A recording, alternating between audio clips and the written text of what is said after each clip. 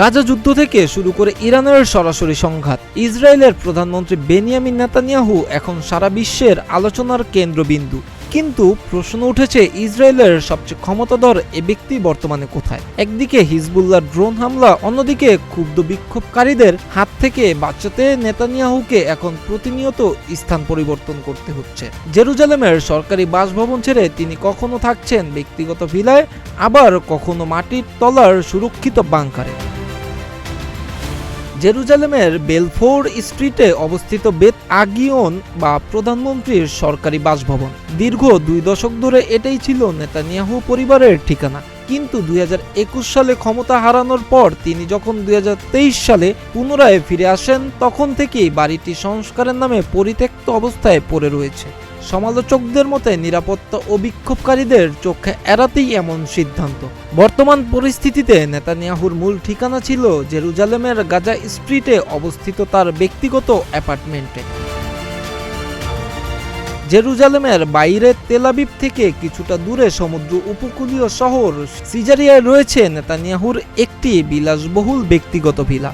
2024 সালের অক্টোবরে হিজবুল্লাহর একটি ড্রোন সরাসরি এ বাড়ির শোবার ঘরের জানালায় আঘাত হানে।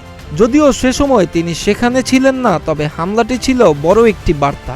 এরপর থেকে সিজারিয়ায় বাড়িটি যেন এক দুর্ভেদ্য দুর্গে পরিণত হয়েছে।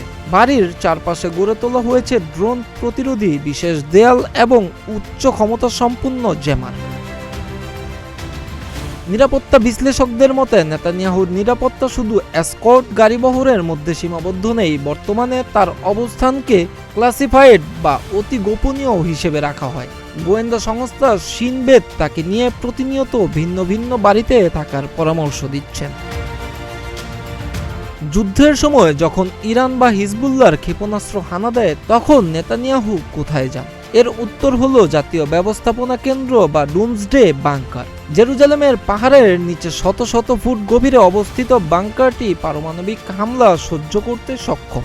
এখান থেকেই তিনি যুদ্ধের ক্যাবিনেট মিটিং করেন। সম্প্রতি ইরানের সঙ্গে বড় ধরনের উত্তেজনার সময় নেতানিয়াহু এবং তার পরিবার দিনের পর দিন এই বাংকারেই কাটিয়েছেন বলে খবর পাওয়া গেছে। বেনিয়ামিন নেতানিয়াহু ইসরায়েলের ইতিহাসে সবচেয়ে বেশি সময় ধরে ক্ষমতায় থাকা প্রধানমন্ত্রী, কিন্তু একই সঙ্গে তিনি একজন সবচেয়ে বেশি নিরাপত্তাহীনতায় ভোগা নেতাও বটে। একদিকে শত্রুপক্ষের ড্রোন, অন্যদিকে দেশের ভেতরের দুর্নীতির বিচার আর বন্দি মুক্তির দাবিতে বিক্ষোভ। সব মিলিয়ে এক যাযাবর জীবন পার করছেন তিনি। নিজ দেশে থেকেও যেন নিজ ঠিকানায় তিনি নিরাপদ নন।